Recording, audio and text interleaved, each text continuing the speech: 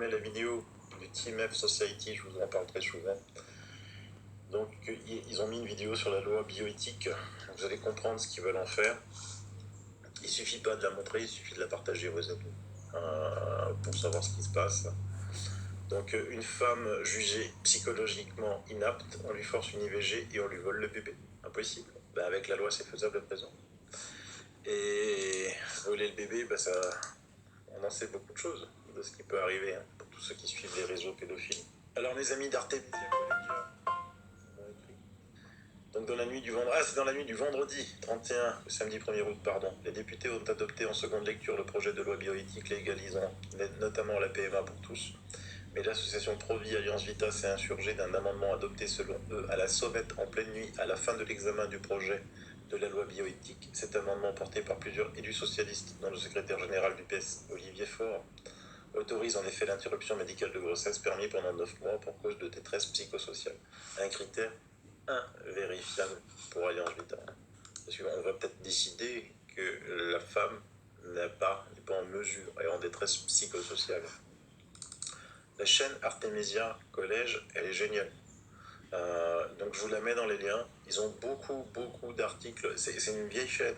J'y suis abonné depuis très longtemps. C'est une vieille chaîne qui fait toujours de l'excellent travail.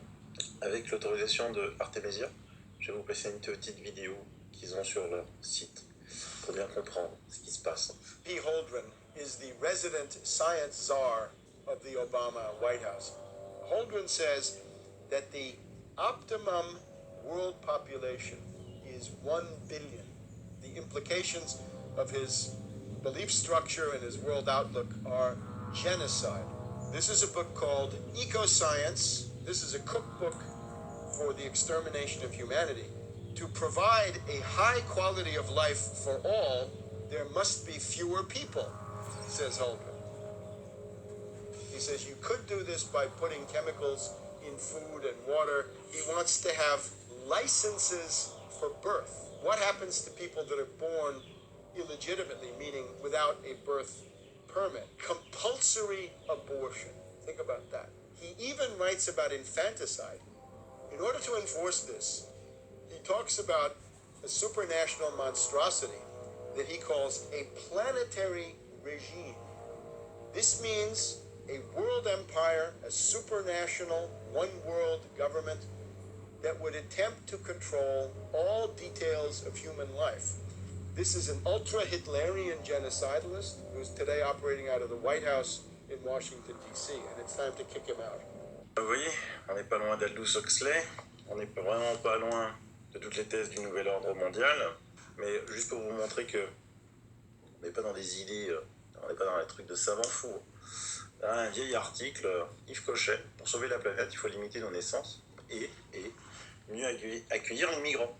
Dans un entretien accordé à l'Obs, l'ancien ministre de l'Environnement Yves Cochet propose des mesures pour inciter à faire moins d'enfants afin de limiter le coût écologique de la population et pouvoir accueillir davantage de migrants. Une solution choc pour ce défenseur de la décroissance qui fait réagir. Et accueillir plus de migrants, c'est ce qui se passe en Italie. En ce moment, c'est la ruée.